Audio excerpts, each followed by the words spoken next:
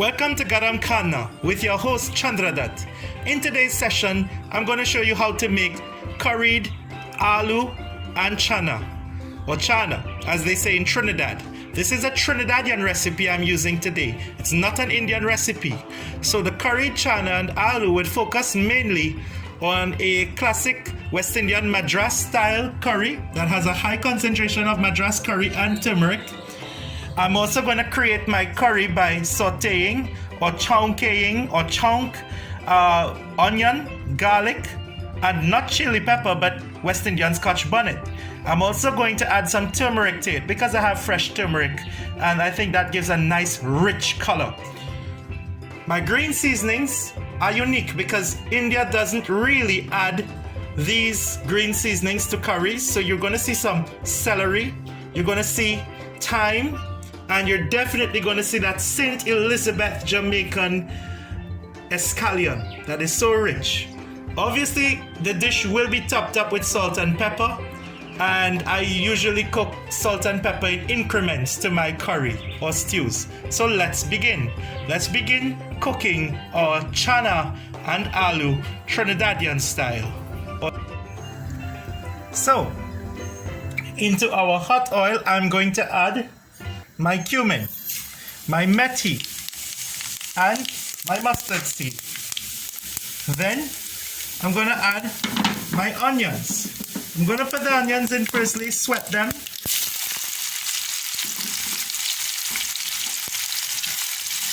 In case you're seeing a lot of oil there, it's actually 3 large tablespoons of oil. And I am on relatively high heat for the chonking or the sauteing process. Definitely this is high heat, I'm not gonna lie. I'm gonna add in my garlic and my turmeric because garlic doesn't take as much time to cook.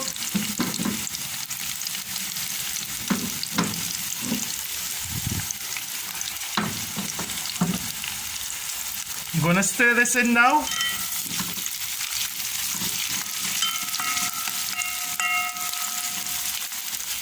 Now, what oil am I using? Coconut oil. I have absolutely no problem in using coconut oil. Alternatively, you could use vegetable oil or canola oil. I'm obviously not recommending olive oil for this dish. Then, our green seasonings. They all go into the pot because these have to be fried.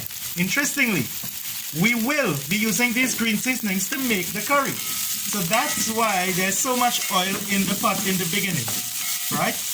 The pot has oil that will be used to fry up these lovely green seasonings and to create some version of the curry.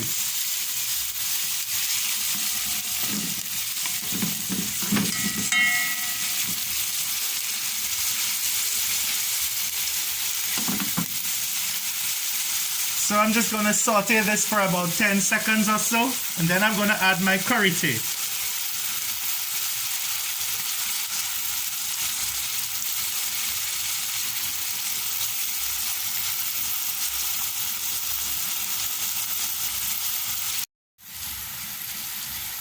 Into my mixture, I'm now going to add my curry.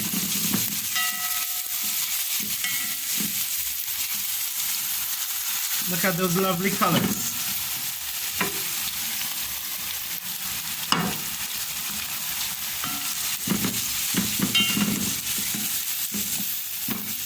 This will take 1 minute to cook before I add my water to the mix. We definitely need to add some water to create the curry. So you would see that the oil that I've used was enough to fry everything. So I'm going to parch this for about 1 minute and then add water, and I'll show you how that looks. Into our hot pot, we're going to add the water. And we're going to wait for that to boil. I'm going to cover the pot so that all of this water basically forms a curry paste. So I'm going to cover the pot and I'll show you what happens next when I cover the pot.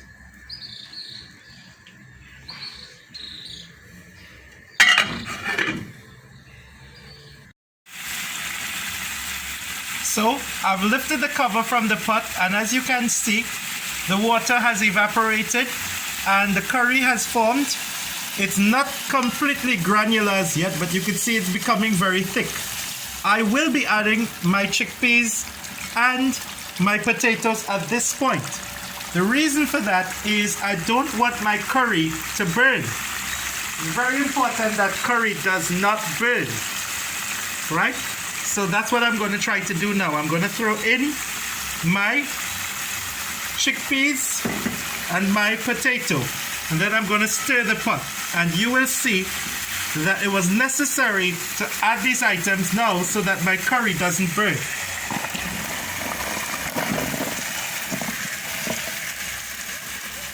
Okay, and I'm going to just turn this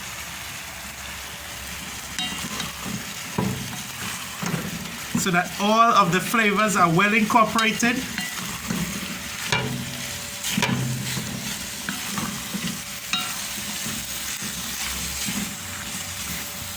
As you can see, I'm trying to make sure everything is coated. All of the chickpeas is well coated and the potato is well coated.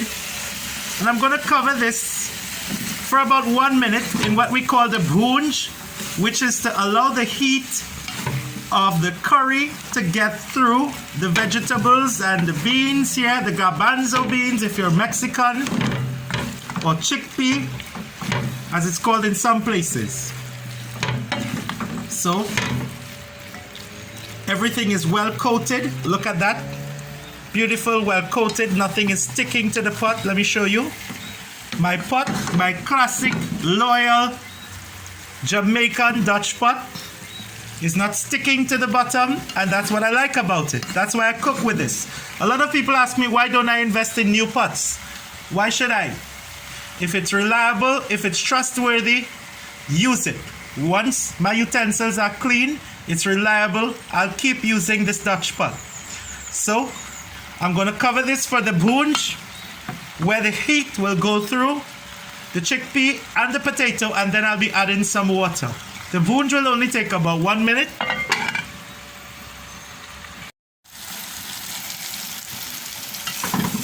So what we can see is that the bhoonj is effective and all of the water has been well absorbed and it's went through the chickpeas.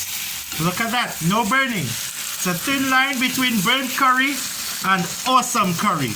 Very thin line. You don't want to burn your curry. Don't do that. Make sure it goes through your vegetables. Now, we're just going to add some water, bring to boil.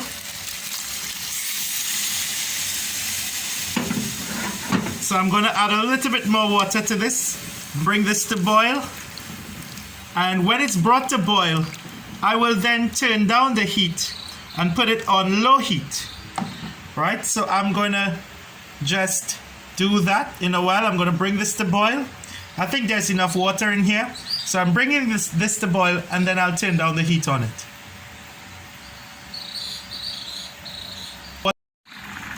Afternoon has turned into evening, and about 20 minutes after leaving this hot pot to get even hotter and to bring everything to a boil, this is where we're at. The chickpeas and the potato, it's immersed into this hot liquid, boiling, and we're just going to now put a simmer to this. Slow simmer for about half an hour until our dish is complete.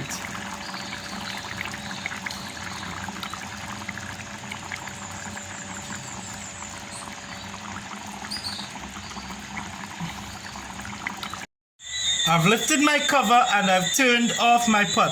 Look at how the chickpeas and the potatoes has melted into the water. If you look here, you'll see some black specks, and that's me adding some roasted cumin. I've just added some black pepper and salt so that my dish is finished. That's why I've turned off the fire.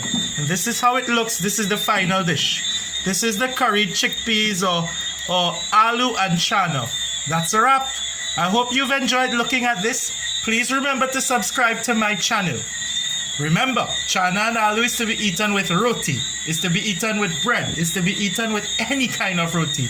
Pasapshat paratha, dal puri, naan bread, pita bread if you could get it in the supermarket and you're lazy. Any kind of bread it could work well with, and it could even be eaten with rice.